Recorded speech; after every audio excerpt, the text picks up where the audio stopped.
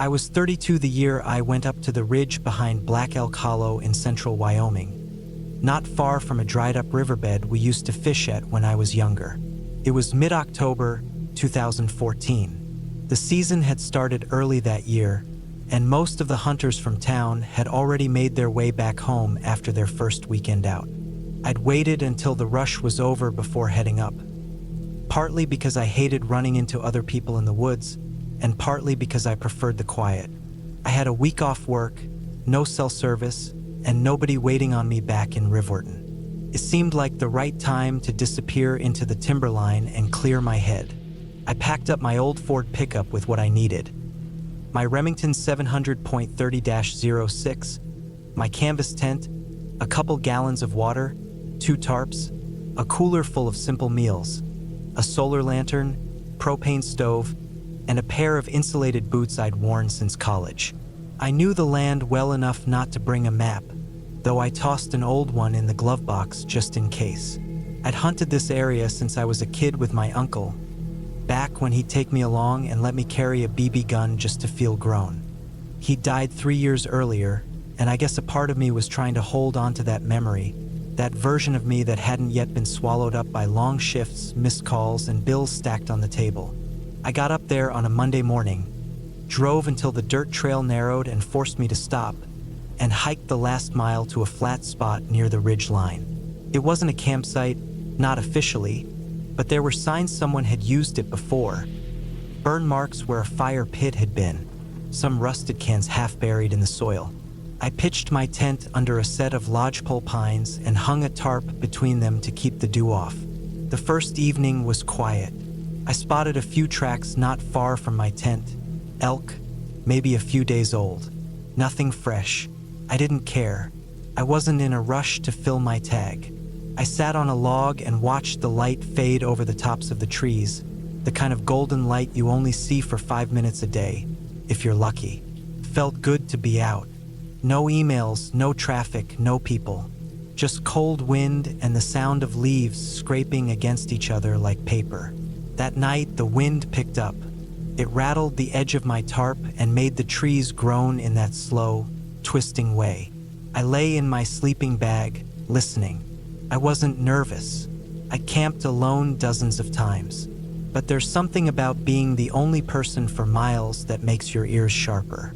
Every branch crack, every snap in the underbrush sounds different when you know it's not just a raccoon looking for food. The dark doesn't feel empty out there. It feels like it's holding its breath. Around midnight, I heard something heavier than the wind. A step, maybe 2. Measured. Not an animal running, not a squirrel skittering. Just one step, then another. Close, then gone. I didn't move. I lay still, breathing slow, eyes wide open in the dark. I didn't hear anything else for the rest of the night. In the morning, I climbed the ridge and glassed the valley. Fog hugged the lower trees, curling up the sides of the hill like smoke. I waited, watched, didn't see a thing. I found a set of elk tracks deeper down the slope, followed them for a couple miles, but they vanished in the undergrowth. I sat down on a fallen log to eat and rest my knees, then headed back to camp around mid-afternoon. It was quiet again, but something was off. The fire pit I'd set up was disturbed, just a little, like someone had brushed a foot against it. One of the stones I'd placed on the side was out of position. I'm not the kind of person who panics over little things, but I knew I hadn't done that. Still, I told myself maybe a squirrel had knocked it loose or the wind had shifted it. I made a small fire, cooked a can of beans, and tried to enjoy the dusk. That night, I heard it again. Closer this time, crunching leaves. One set of slow, deliberate steps just past the edge of my tent. I didn't move. I listened. It sounded like someone circling, wide, careful. I reached for my rifle. I didn't unzip the tent, didn't make a sound. Then, nothing. Not a single footstep after that. Just silence. In the morning, I stepped out and checked the ground. There were faint boot prints. Not mine. I wear size 12s. These were smaller, narrower, like a size 9 or 10. Definitely a boot, though not a hiking shoe. I followed the tracks for about 30 yards until they vanished into harder ground. That was enough. I stood there for a minute and told myself to think. Could have been a hiker, someone else hunting. Maybe they didn't even see my camp. But something didn't sit right. The steps were too slow, too quiet, like they were sneaking. I thought about packing up. I should have, but I stayed. I don't know why. Pride, probably. I didn't want to be the guy who spooked himself into leaving the woods. I spent the day checking the area, keeping my rifle close. I didn't see anyone. No sign of movement, no noise, no other camps. I was alone again. That third night, I didn't sleep. I sat outside in the dark with the fire low, rifle across my knees, jacket zipped up tight. The wind was gone. It was dead still. That kind of stillness that makes the air feel thicker. Around 1 in the morning, I saw movement between the trees. A shape, upright, not an animal. I didn't move. I didn't even blink. It was a person. I couldn't see details, just the shape of them. Tall, thin, not walking toward me. Just standing, watching. I didn't call out. I didn't move the light. I just kept the fire dim and waited. After maybe a minute, the figure turned and stepped behind a tree. I stood up slow and waited. Nothing came out. No more movement. I kept my rifle up as I backed into my tent and zipped it, just enough to keep the wind out if it came. I didn't sleep that night either. To first light, I packed everything fast. I loaded my gear, collapsed the tent in a rush, stuffed it all in my pack without folding anything. I didn't even make coffee. I just wanted out. Halfway down the trail, I heard something again.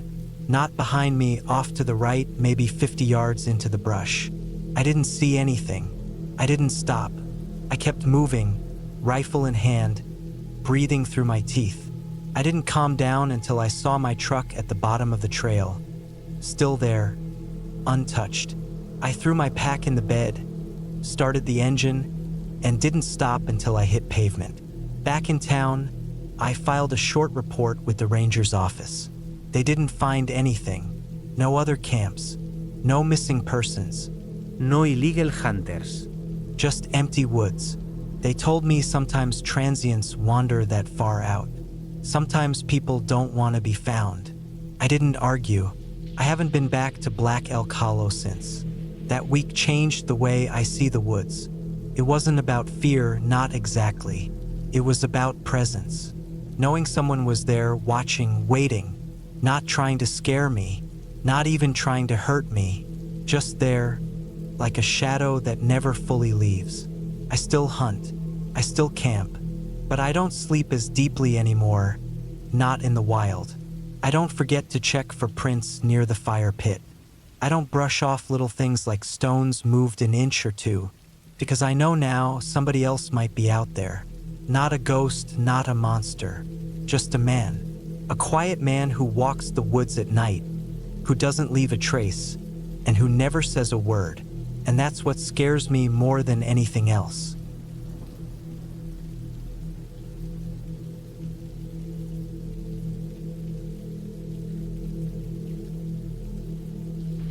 It was early September 2017, and the heat was just starting to back off.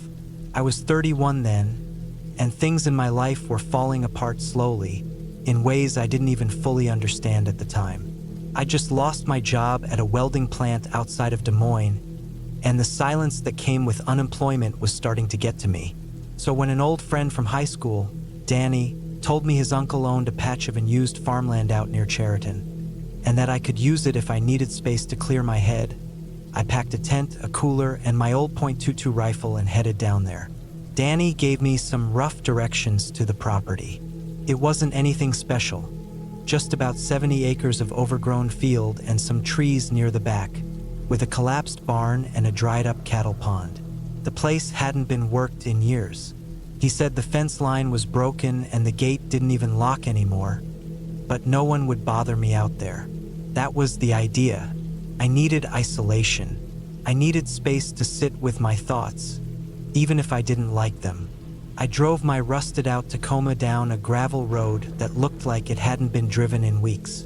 The path to the actual camping spot was barely more than 2-tire ruts cutting through weeds waist-high. I pulled up next to what used to be a shed but was now just a skeleton of gray boards. The grass was flattened around a few old animal tracks, probably deer, maybe coyotes. I pitched my tent between 2 small trees near the edge of the tree line and set up my little fire pit with some dry sticks and logs I collected. The first night was uneventful. The crickets were loud, but that's what I wanted. No cars, no voices, just the sound of wind and bugs. I cooked some beans in a tin and drank a couple of beers before crawling into my sleeping bag. It got cold fast. I had a flashlight, but I didn't use it much. I preferred the dark. The second day, I walked around a bit. The fields were thick with tall weeds, mostly goldenrod and some kind of nettle that stung through my jeans. There were busted fence posts leaning at angles, some half swallowed by vines. I saw a small structure in the distance, might have been an old chicken coop or maybe a feed shack. It looked solid enough, so I walked out to it. The air around that shack smelled weird. Not rotting exactly, but stale and metallic. The door was missing, and inside it was just dirt and old boards. But there were scratch marks on the inside of the back wall. Real ones, not the kind animals make. These were long, straight grooves, deep enough that someone must have used a knife or something sharper. A bunch of them, too, all the same length, all starting about 3 feet off the ground. It made my skin crawl. I stood there for a while trying to make sense of it. Eventually, I told myself it didn't matter. Could have been anything. I headed back toward camp. That night, the wind picked up and I heard something moving in the tall grass past the trees. I figured it was deer. I didn't even get up, but it kept going, stopping and starting, like it was circling the tent. I turned on the flashlight and looked out. Nothing, not even movement in the grass. No glowing eyes, no sound, just the wind. I stayed up a long time listening. On the third day, I thought about heading back. I had enough space in my head, more than I wanted, really, but part of me didn't want to leave just yet. I kept thinking about those scratches. They kept nagging at me. I grabbed the rifle and headed back to that little shack. There was a smell this time, worse than before. It was strong, almost like ammonia, but more sour. My throat tightened when I stepped inside.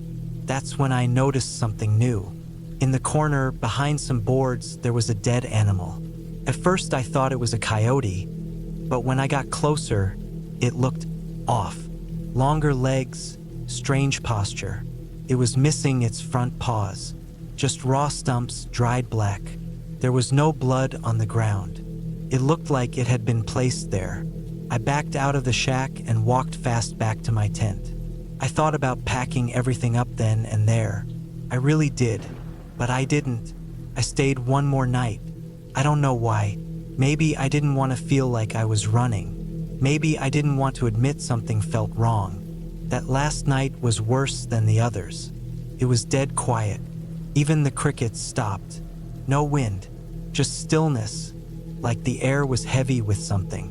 I couldn't sleep, so I sat by the fire and kept the rifle close. Around 1 a.m., I heard something. Not walking, not moving through grass, just clicking, like something tapping on wood. I pointed the flashlight toward the trees. Nothing, but I knew something was out there. I could feel it, that thick feeling in my chest, like something was watching me. I stayed there till the fire burned out. Then I went in the tent, zipped it shut, and lay there holding the rifle tight, eyes wide open in the dark. Sometime just before dawn, I heard breathing, heavy, close, right outside the tent wall. I didn't move. I didn't even blink. It was slow and even, like whatever it was had been there a while and wasn't in a hurry. Then a single, slow scrape against the fabric of the tent. Just one, like a finger dragging from top to bottom. I held my breath. I didn't move, and then it stopped.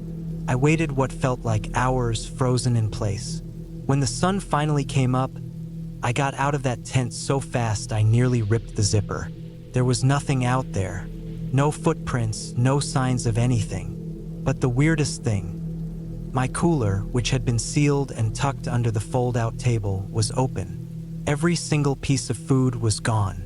The bag of jerky I'd sealed shut, the cheese sticks, even the little can of chili, all gone without a mess, without any damage to the cooler itself.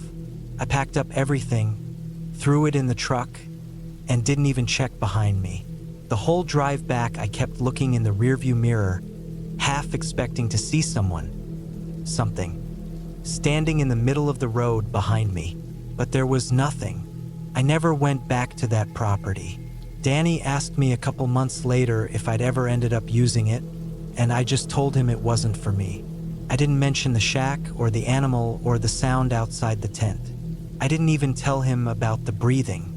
That camping trip was supposed to give me peace, space to figure things out. But it did the opposite. It made everything worse. It showed me how thin the line really is between feeling safe and feeling hunted. Out there, miles from anyone, no phone signal, no backup, nothing. Something reminded me that I was small, soft, and blind in the dark. Whatever was out there that night wasn't a ghost. It wasn't magic. It was real, and it had been there long before I showed up. And I'm sure it's still out there.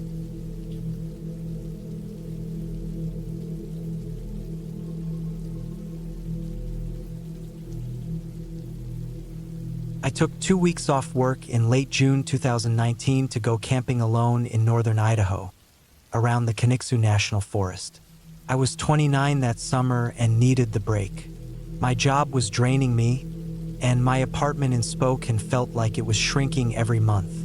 I'd camped solo a few times before, always within a few hours of the city, but this time I wanted something more remote. I'd read about a few stretches of Forest Service roads near the Canadian border that were supposedly quiet, barely trafficked, and good for people who wanted to be left alone. That's exactly what I was after. I packed up my older blue Tacoma with my usual gear, a tent, stove, folding table, cot, my .22 rifle, and a few other essentials. I brought enough food and water to last at least 10 days if things went well. I didn't plan to hike far from the truck, maybe a mile or two at most, just enough to set up in a flat clearing, hopefully near some water. I wanted peace and nothing else. The drive took most of the day. Once I passed Sandpoint, the towns grew smaller and farther apart. By the time I reached the gravel roads deep in the forest, I hadn't seen another vehicle for almost an hour. No gas stations, no grocery stores, no cell service. That was the point, though. I followed a narrow road that climbed steadily uphill through the pines. There were pull-offs here and there, some just wide enough for a truck. Eventually, I found one that dipped slightly off the main road and opened up into a level spot ringed by thick trees. It looked like someone had camped there years ago. There was an old stone fire ring mostly buried in weeds and a rotting log someone had dragged over as a seat. It was a good spot, quiet, hidden, and far from anyone. The nearest house was probably 30 miles away. I set up camp quickly. The sun was still high, but I knew it would dip fast behind the trees. I pitched the tent close to the fire ring and built up the stones again. I laid out my cot inside and stacked my gear neatly in plastic bins. Once everything was sorted, I cracked open a beer, sat on the log, and watched the light fade through the trees. It was dead quiet. No cars, no people, not even a plane overhead. Just wind and birds. That night, I slept better than I had in months. No cars honking, no neighbors arguing. Just total stillness. The first 3 days passed uneventfully. I spent the mornings walking small trails near camp, just following the rise and fall of the land. I found a small stream about half a mile downhill and used it to wash up and cool off. I cooked simple meals, cans of beans, rice, eggs, coffee. I read in the sun, napped when I wanted, and sat for hours doing nothing at all. But on the 4th day, something changed. I woke up to find the folding chair I always left outside tipped over, like it had been knocked. At first I thought the wind did it, but nothing else was out of place. No animals had gotten into my food bins, and nothing was missing. It wasn't a big deal. I brushed it off and moved on. Later that day, while hiking past the stream, I spotted boot prints in the mud that weren't mine. They looked fresh. The soil was wet from the night before, and these tracks hadn't been there the day before. The boots looked smaller than mine, maybe size 9 or 10. I wear a 12. I stood there for a while, staring at the tracks. There were 4 or 5 prints going both ways, back and forth. Whoever it was hadn't just walked by, they had paced in that same spot. It was strange, but I reminded myself this was public land. Anyone could be out here, maybe a hunter or another camper. Still, I hadn't heard anything. No voices, no engines, no distant sounds at night. Whoever it was, they were moving quietly. That night, I kept the rifle closer to me inside the tent. I left no food out, zipped everything tight, and listened harder than usual before falling asleep. Again, the forest was silent. The next morning, I noticed something that made me stop cold. There was a piece of bark propped against the fire ring, almost like a little sign. It was shaped like a triangle and balanced carefully between 2 rocks. I hadn't put it there. I would have noticed it before. I stared at it for a long time. It wasn't threatening exactly, but it wasn't random either. Someone had placed it there. Someone had been at my camp while I slept. I walked a slow circle around my site, checking for more signs, boot prints, moved gear, anything. But the ground was dry and hard. I didn't see anything. The only change was that one piece of bark, and it felt worse than if something had been stolen. That day, I stayed close to camp. I kept the rifle out in the open and cooked early. I started a fire before the sun dipped and let it burn until long after dark. Every hour or so, I stood and scanned the tree line with my flashlight. Nothing. No movement. No sounds. But I could feel it. I wasn't alone anymore. The 6th day was when it got worse. I woke up and found my tent zipper partly open. Not wide, just 2 or 3 inches, but I always zipped it all the way down before I slept. Always. It wasn't torn. It wasn't jammed. Just slightly open, like someone had crouched there and looked in. That was it.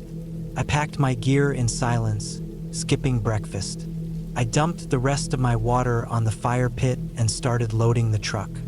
That's when I saw the boot print near the driver's side door, perfectly shaped in the dust, clearer than the ones by the stream. Closer, too close. I froze, looked around. Nothing moved. No breeze. No birds. The air felt tight, like the forest was holding its breath. I climbed into the truck and turned the key. The engine kicked in without a problem, and I backed up, gravel crunching loud under the tires. I didn't stop. I didn't get out to double-check anything. I just drove. I made it about 6 miles down the forest road before I saw something ahead. An orange triangle nailed to a tree on the right side of the road. I hadn't seen it when I drove in. It was fresh. The bark was still wet around the nail. Someone had just put it up. I kept driving. My hands were sweating on the wheel, but I didn't stop. 10 more minutes down the road, I passed another sign. This time a piece of rope tied low around a tree trunk, almost like a snare. I swerved wide and kept going. I didn't relax until I hit pavement near the highway. Cell signal came back. I didn't even check my messages. I just kept driving south. I spent that night in a cheap motel outside Coeur d'Alene. The room smelled like mildew, but it had locks and lights and walls. I slept with the TV on, volume low, just enough noise to remind me I wasn't alone in the woods anymore. I didn't report it. What would I even say? No one stole anything. No one attacked me. Nothing actually happened. But something had been watching me. I'm sure of that. Someone followed me out there. They didn't want to hurt me right away. They wanted to be close, to watch, to get inside my tent. And they had all the time in the world. For a while, I thought about going back, just to prove I wasn't scared. But I never did. I sold most of my camping gear the next year. I told myself it was because I was too busy with work, that I didn't have time. But that wasn't the reason. Sometimes I still think about that triangle-shaped bark and the boot print by the truck.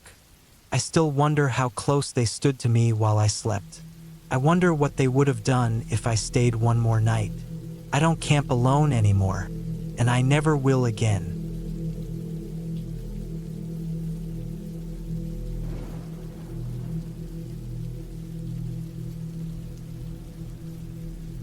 I went camping alone in the summer of 2014. I was 32 at the time and had just taken 2 weeks off work after a long stretch of overtime. I needed space, peace, and quiet, and the only place I ever really felt that kind of stillness was in the woods. So I drove out of Eugene, Oregon, toward the Umpqua National Forest and found a small, hidden trail that I'd seen on an old online hiking forum a couple years back. It was one of those places that didn't really exist on maps, just something you heard about through word of mouth or luck. The trail was narrow and covered with fallen branches. It looked like no one had hiked it in years. That's what made it perfect. I followed it for half a day, hauling my gear on my back. It was hard walking, uneven terrain, no signs, no markers, but I liked that. The thicker the trees grew around me, the better I felt. It was late afternoon by the time I found a flat clearing that looked perfect for camping. Just a small open patch surrounded by pines and firs. No other footprints. No garbi. No tire marks. It felt untouched. I set up my tent, gathered some dry wood, and got a small fire going. I didn't plan to cook much. I had a bag of dehydrated food packs and a little burner. After I ate, I sat by the fire with a small notepad, jotting down a few thoughts. I had no cell service, which was ideal. No buzzing, no updates, no nothing. Just wind through trees, crickets, and the occasional crack of a twig far off in the woods. It was after midnight when I finally crawled into my tent. The fire had burned down, and the air had gotten cooler.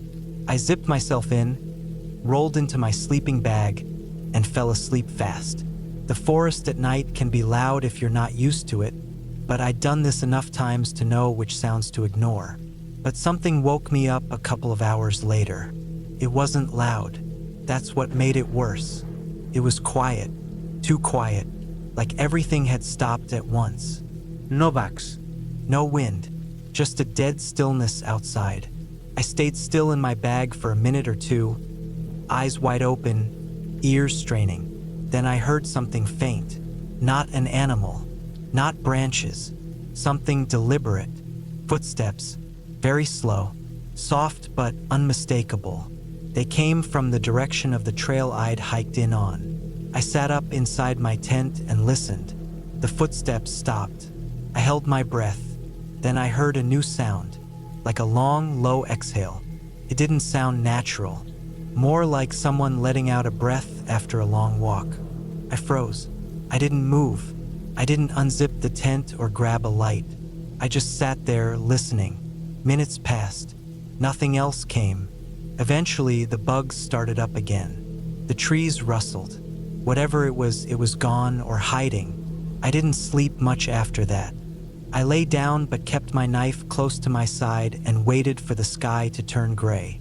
By morning, I was still unsure if what I heard was real or something half-dreamed. But when I stepped out of the tent, I found something that made me feel sick. There were footprints in the dirt about 15 feet away. They were not mine. Mine were heavy, from boots. These were barefoot, bare feet in the forest. No socks. No shoes. Just a clear trail of human feet, coming from the tree line and stopping just before reaching my tent. Then nothing. No return trail. I stood there for a long time, just staring at the prints. They were adult-sized, wide, and dirty. I couldn't make sense of it. Why would someone be barefoot out here? Why walk toward my tent and then stop?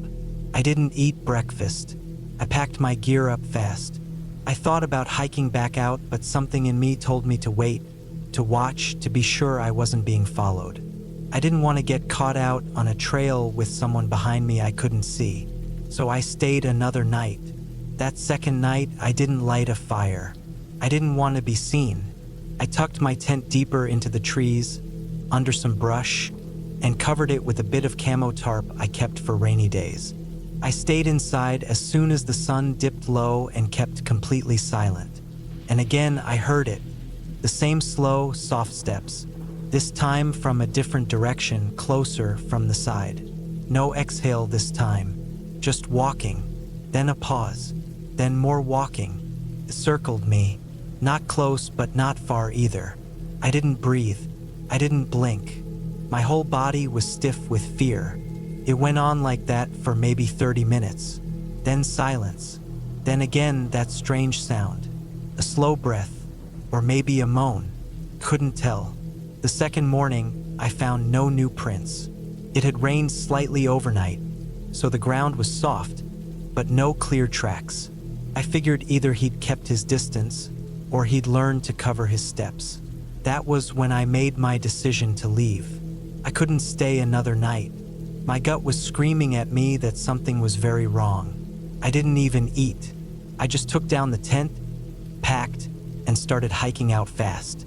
Halfway down the trail, I stopped. There was something nailed to a tree. I thought I was imagining it at first. It was a strip of canvas, the same kind of material my tent was made of. A piece had been torn and tacked to a trunk with what looked like a sharp stick driven into the wood. There was a smear on it, a brown-red stain. It looked like old blood. That wasn't mine. I left it and kept moving. I didn't stop again. I didn't drink water. I didn't look back. I made it back to my car by late afternoon and drove without resting until I was deep into the suburbs, where I finally stopped at a gas station and sat in the lot for almost 30 minutes trying to calm down. I never reported anything. I didn't have anything to report, really. No one touched me. Nothing was stolen. I wasn't attacked. But I know what I heard, and I know someone was there.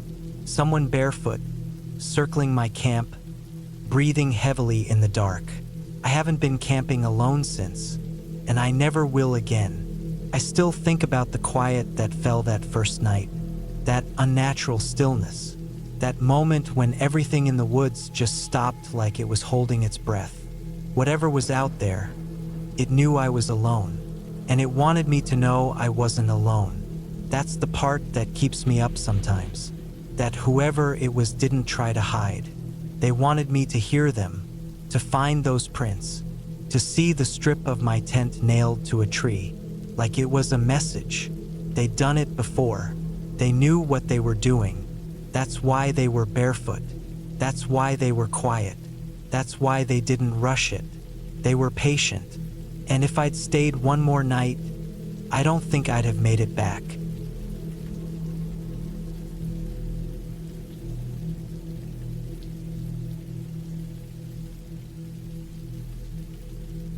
I was 34 when I flew out to Brazil for what I thought would be a solo camping trip deep in the Amazon rainforest.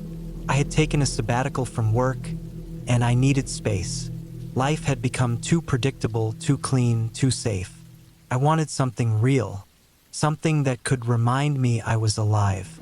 I'd done plenty of backpacking and rough camping before, mostly in the Rockies and out in Borneo once when I was younger, but never anything like this. The Amazon was a different world altogether. I arrived in Manaus in early June 2019, stayed a couple of nights at a cheap guest house near the port, and bought supplies from a local outdoor shop. I also paid a local boatman, guy named Eduardo, to take me upriver and drop me off at a remote location west of the Rio Negro. We agreed he'd come back in 5 days to pick me up. I gave him extra cash just to make sure he would. That's how I found myself, alone, standing beside the edge of the river as his small boat disappeared into the trees, the sound of the engine swallowed by the jungle. My backpack had enough food, water purification tablets, machete, solar charger, tent, medical kit. I knew the basics. I had mapped out a circular route that would bring me back to the same riverbank 5 days later. I wasn't going too deep. That was the plan anyway. The first night was hot, sticky, and loud. The jungle never shuts up. It creaks and chirps and rustles in 1,000 layers. I didn't sleep well, just laid in my hammock and listened, every sound amplified by the darkness. I wasn't afraid yet, just alert. The next day, I made it about 7 kilometers west. Progress was slow. The ground was soaked in many places. My boots were constantly sinking into mud or catching on roots. I stopped at midday to boil some water, ate a few protein bars, and moved again until late afternoon. Around 4, I found a higher patch of ground under a thick canopy. That night, I pitched my tent and gathered some dry branches for a small fire. I didn't like sleeping in the hammock when I was this deep out. The tent made me feel more grounded. It was on the 3rd day that things shifted. I had veered slightly off the plan to avoid a steep ravine that hadn't shown up on the satellite map. I tried to go around it, but ended up heading northwest instead of west. I noticed when the sun was already dropping lower than I expected. I pulled out the GPS tracker, but the signal was weak, and the screen kept freezing. I kept walking anyway. The terrain was denser now, and the undergrowth thicker. I had to push through tangled vines and sidestep massive tree roots like walls rising out of the forest floor. That's when I smelled something. At first, I thought it was just the usual rotting plant matter. The jungle always smells a bit like decay, but this was different, sharper, thicker. It clung to the back of my throat. A few more steps and I noticed a cluster of black flies swarming near the base of a tree about 20 meters off to my right. I stopped walking. Something was over there. I don't know what made me step off the trail. Curiosity, maybe, or just the instinct to make sense of whatever felt wrong. I moved carefully, machete in hand, pushing through the brush. The flies grew louder. The smell got worse. And then I saw it. A body, face down, half covered in a torn green tarp and surrounded by empty cans and wrappers. The skin had gone grayish, bloated, and was starting to peel in places. I couldn't see the face. The back of the head was swollen, almost black from decomposition. The arms were stiff. One boot had come off and lay a few feet away, mold already forming on the leather. I froze.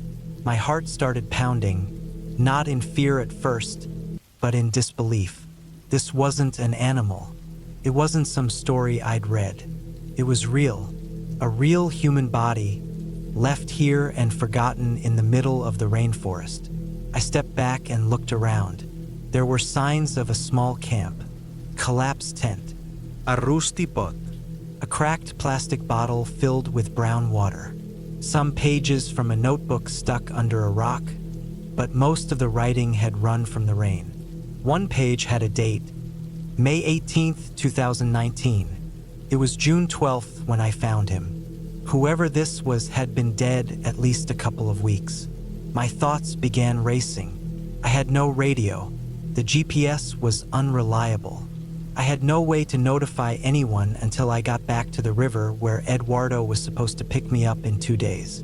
I took out my phone and took a few pictures of the scene, just enough for authorities to recognize it. I didn't touch the body. I didn't go through his things.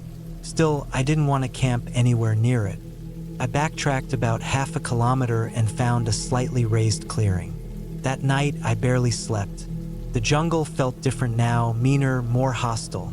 The sounds seemed sharper, as if something out there was disturbed.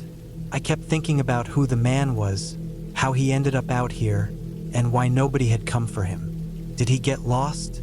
Did he run out of supplies? Was he traveling alone like me? But what if he wasn't alone? That thought wouldn't leave me. Maybe someone left him there. Maybe there was a reason he was hidden under a tarp. Maybe someone didn't want him found. I got moving early the next morning. I barely ate, just filled my water, shoved everything into my pack, and moved fast, checking my compass and trying to find the route back to the river. I didn't want to be in that forest a second longer than necessary. Took me nearly 10 hours to reach the riverbank. I got there just before sunset. My legs were shaking, and my clothes were soaked through with sweat and mud. I sat down right by the water's edge, machete across my lap, eyes on the trees. I kept hearing things, cracks, movement, but I saw nothing. Eduardo didn't show up the next morning. I waited 6 hours before I saw his boat coming around the bend. I stood there, arm raised. I didn't relax until I climbed inside the boat and we were moving again. I didn't say much. I just told him there was something back there he needed to report to the local police. A dead body. I gave him the coordinates I had marked and showed him the photos. He looked at me for a long second and nodded. Back in Manaus, I went straight to the Policia Federal and reported everything. They took my statement, copied the photos, and asked a few questions. I gave them the notebook page I had taken and the coordinates again. They didn't seem surprised. One officer told me offhand that it wasn't the first time a foreigner had gone missing out there. I flew home 2 days later. I still think about that body sometimes. Not just the sight of it, but the silence around it. The way the forest had tried to cover it up. The way nobody had come looking. The jungle doesn't care. It grows over everything, alive and rotting at the same time. And if I hadn't gone off track that day, I never would have seen him. It made me realize how easy it is to vanish in a place like that. How someone could die out there and never be found. Not because of any creature or monster or curse. Just because of bad luck, bad planning, or worse, another person. I don't think I'll go back. That trip gave me what I was looking for. Something real. Something that reminded me I was alive. But it also reminded me how close we all are to disappearing.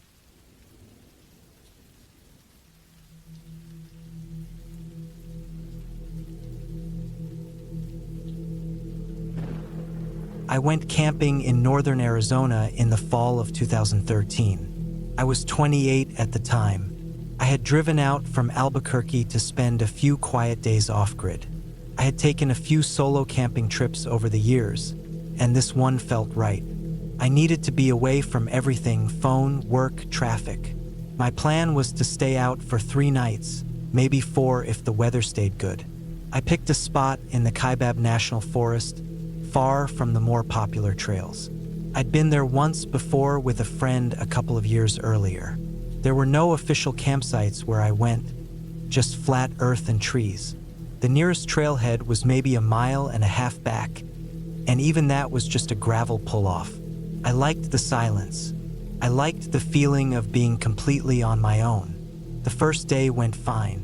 I spent the afternoon setting up my tent, collecting wood, and organizing my gear. I kept it simple.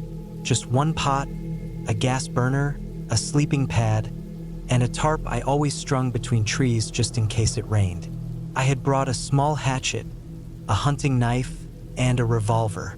Not because I expected trouble, just because I always did. That night, I lay in my sleeping bag, staring up through the thin mesh of the tent at the stars. It got cold after midnight, but nothing unusual. A few wind gusts, a few creaks from the forest. The usual sounds. It was the second night when things started to feel off. I had been walking most of the day, just wandering with a compass and a basic map, not really aiming for anything. I saw a few deer in the distance, 1 elk, and lots of birds. By the time I got back to camp, it was past 5. The shadows were long. I cooked, ate, and cleaned up quick. I never left food out. Not because I feared bears, there were hardly any reports in that part of Arizona, but because it was habit. I remember sitting near the fire around 7 p.m. I was sharpening the edge of my knife with a small steel rod. The air was quiet, completely still. That was the first thing I noticed. Not even a breeze. No crickets either. No bird calls. Just the sound of the blade scraping metal. I looked out toward the tree line. Nothing. The sun had just dipped, and a purple glow lingered on the western horizon. I got the feeling something was nearby. Not the kind of feeling you get when you're being watched, but something deeper. It was like a cold knot just below my ribs. I stood up and listened. I stayed like that for at least 5 minutes, still ears straining, just scanning the trees. I heard one soft crunch, just one, like a foot or a paw pressing into old leaves. It came from the north, maybe 50 or 60 feet into the woods. I couldn't see anything, but I knew I hadn't imagined it. I got my flashlight and scanned the woods. I kept the beam low and slow. Nothing moved. No eyes reflected back.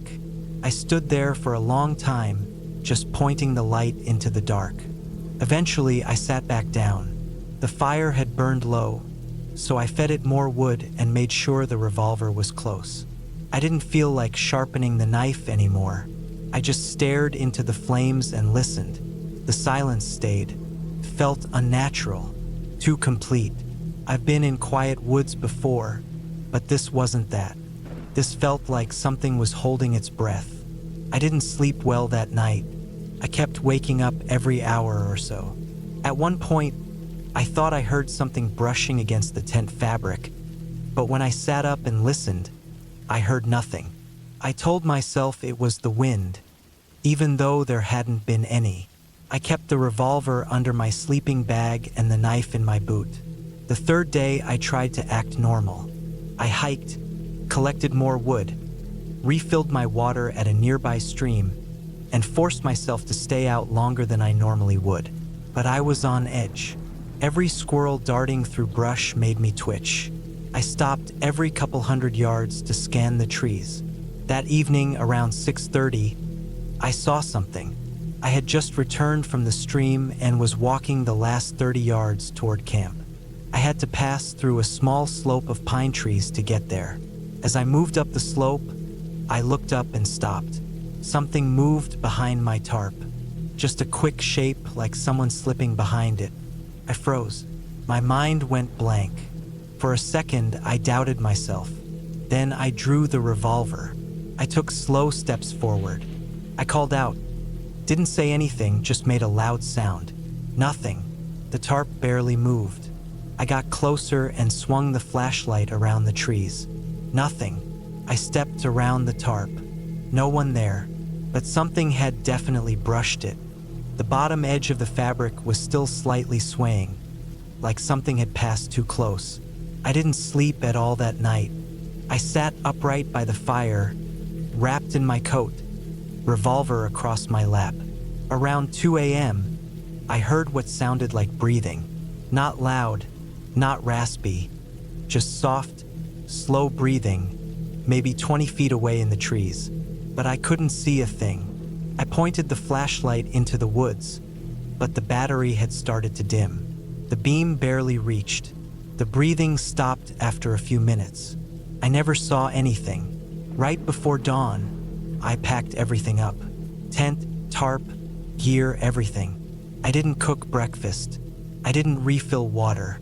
I just crammed it all into my pack and hiked out. I made it to my truck by 9 a.m. and got the hell out of there. A few days later, back in Albuquerque, I was still trying to make sense of it. I talked myself into believing it was just some animal. Maybe a coyote, maybe a cougar. They're quiet and smart. I tried to believe that. I really did. But something didn't sit right. The way it moved behind the tarp. The breathing. The perfect silence that fell before each time it came near. And the prints. I hadn't noticed them at the time, but they were in a photo I'd taken of the fire ring the first morning. I had crouched low to snap a picture of the coals and the woods behind it. Just a personal memory. I only looked at that photo a week later. In the corner of the frame, just on the edge of the tent shadow, were two prints. Not boots, not bare feet either. Just odd, wide marks. The spacing didn't make sense.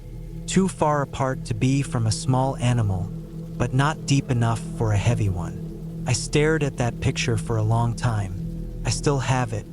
I never show it to anyone. Not because I think it proves anything, but because I know what I felt when I took it. That first morning, before anything had gone wrong. That image came from a time when I thought I was alone in those woods. I haven't been camping since. and I won't ever go alone again.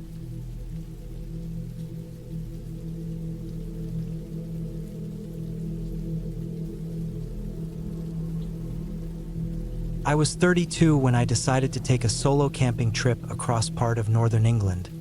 Not far from the Lake District, but far enough out that there weren't many hikers or tourists around.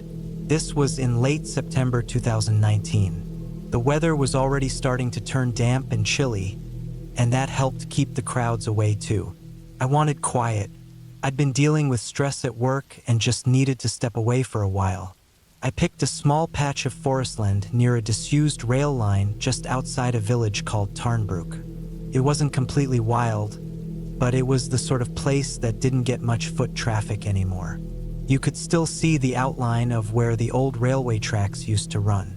The stone bridge that once went over it had half collapsed years ago, and moss covered everything. It was silent except for wind and crows most of the time. I parked my car about 2 miles away near a gravel lay-by and hiked the rest of the way in. I had my rucksack, tent, water, food, and a small hatchet for chopping firewood. Nothing fancy. I brought a book too and had my phone, but the signal was spotty at best. That was the point. I just wanted to disappear into the trees for a few days and come back feeling like my head had cleared. The first night was quiet. Just wind pushing through the trees and the occasional sound of something small scuttling through the underbrush. The temperature dipped down lower than I expected, and I remember waking up around 2 a.m. shivering even though I'd packed a decent sleeping bag. I got up, stoked the fire a little, warmed my hands, then zipped back in. The second day I wandered around more, trying to find where the old rail line disappeared behind a wall of overgrowth. I didn't find much, just more fallen trees and some cracked stone that might have been a foundation or an old shed long gone. I didn't think much about it. It was peaceful out there, and the air smelled like wet bark and pine. That night, it started to rain lightly. I stayed mostly dry inside the tent, but I didn't sleep as well. Rain pattering on nylon has a rhythm to it that can either knock you out cold or keep your brain stuck in loops. For me, it was the latter. I kept drifting in and out until just past 4 a.m. That's when I heard the sound. It wasn't loud, but it was wrong. Like heavy footsteps, slow, pressing down on wet leaves. It didn't match the rhythm of any animal I knew. Not a deer, not a fox. It was human. I didn't move. I just lay there with my ears fully awake and my body stiff as a board. The steps weren't close, maybe 20 or 30 feet away, but they were distinct. And then they stopped. I waited for a long time, maybe an hour. I couldn't hear anything else, not even wind. Eventually, I told myself it was just my mind playing tricks and went back to sleep. In the morning, the forest looked normal. No signs of anything. I walked around the area, looked for prints in the wet soil, and found nothing obvious. I convinced myself it had been a branch falling or some kind of illusion caused by being overtired. That third evening, I built the fire early and stayed up beside it longer than usual. There was a weird feeling in my chest, something like unease but without any clear reason for it. I kept scanning the trees. Sometimes I thought I saw something move between the branches, but every time I stared, there was nothing. I stayed up until just past midnight, then doused the fire and climbed into the tent. I left the zipper slightly undone near the bottom for airflow, like I always do. It wasn't long before I dozed off. I don't know what time it was when I woke up again, but it was still pitch dark. My breath fogged in front of me and the air felt colder than before. I lay there for a moment trying to fall back asleep. Then I heard the footsteps again. This time closer. Crunch, crunch. It wasn't an animal. I didn't move. I just focused my ears. Whoever it was, they were walking around my tent slowly, one full circle, like they were inspecting it. No light, no sounds besides the steps. At one point, the shadow of their legs moved right across the fabric wall of the tent. I could see them through the dim moonlight leaking in. They just stood there. I held my breath, No sound came from them. No talking. No sniffing like a dog or grunting or coughing. Just silence and that dark shape outside my tent. Then the legs shifted and the shadow disappeared. For maybe another minute, I heard the steps again. They wandered off into the woods. Then nothing. I didn't sleep after that. I just lay there until the sky lightened. When morning finally came, I got out of the tent and looked around.